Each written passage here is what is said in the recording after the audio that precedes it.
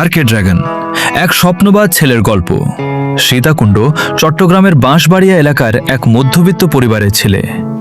Gaming আর কে dragon, তার আসল নাম কি সেটা আজও সবার অজানা, কারণ পরিচয়ের চেয়ে তার কাছে নিজের স্বপ্ন আর কাজটাই বড়। ছোটবেলা থেকে জীবনটা তার জন্য খুব একটা সহজ ছিল না।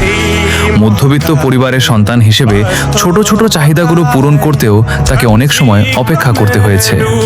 জীবনে যেমন ছিল হাসি, তেমনি ছিল কষ্ট। কখনো নিজের ইচ্ছাকে বিসর্জন দিতে হয়েছে পরিবারের কথা ভেবে, আবার কখনো নিজের স্বপ্নকে বাঁচিয়ে রাখতে লড়াই করতে হয়েছে।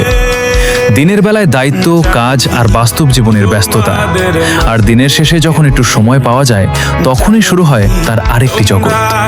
সেখানেই তার পরিচয়, গেমিং আর কে ড্রাগন।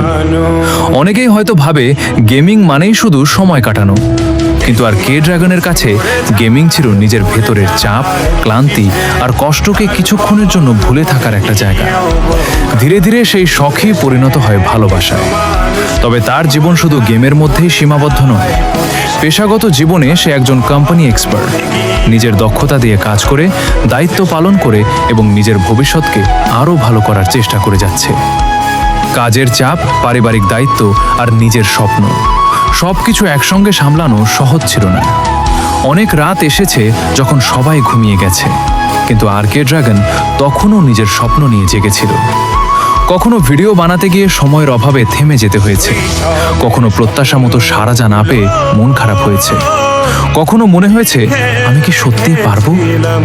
কিন্তু প্রতিবারই সে নিজেকে একটা কথা বলেছে, শুরুটা ছোট হতে পারে কিন্তু স্বপ্নটা ছোট হতে হবে না।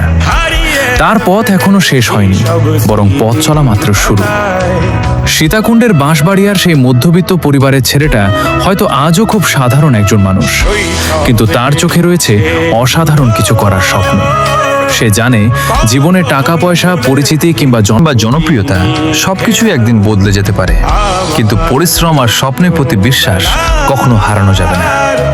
আজ সে পরিচিত গেমিং আর কে ড্রাগন নামে। তার আসল নাম হয়তো প্রকাশ করা হবে না, কিন্তু তার গল্প একদিন অনেকেই জানবে, কারণ এই গল্প কোনো বড় লোকের ছেলের গল্প নয়।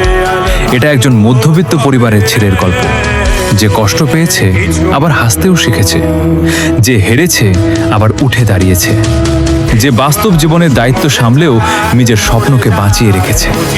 আর তার গল্পের সবচেয়ে সুন্দর অধ্যায়টা সেটা এখনো লেখা হয়নি।